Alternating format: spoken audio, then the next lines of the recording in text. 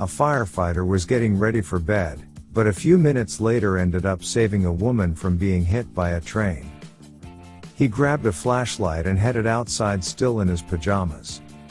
It was late, about 10:15 p.m., when Janice Esposito arrived at the Bellport, New York, train station, jumped into her Honda Odyssey, and began the 20-minute drive home to her husband and 7-year-old son.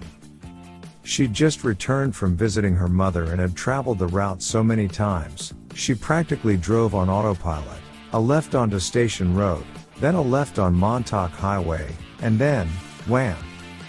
Out of nowhere on that awful night of October 10, 2017, a car T-boned Esposito's minivan, propelling her backward some 100 feet onto the railroad tracks.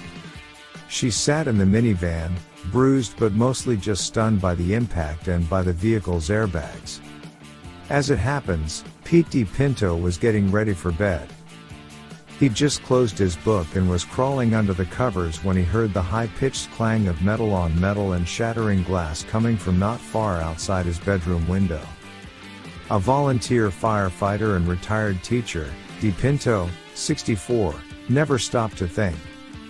He grabbed a flashlight and, still clad in his PJs, ran out the door. Any firefighter would have done what I did, he told MineBC5. We're always on duty.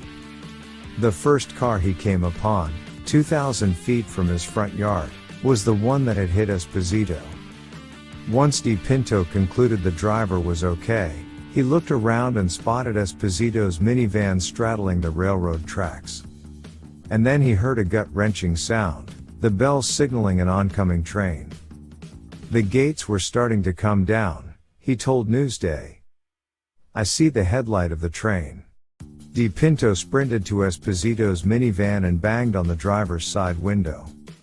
She just looked at him, her eyes unfocused. I don't know where I am, she said. She seemed unhurt.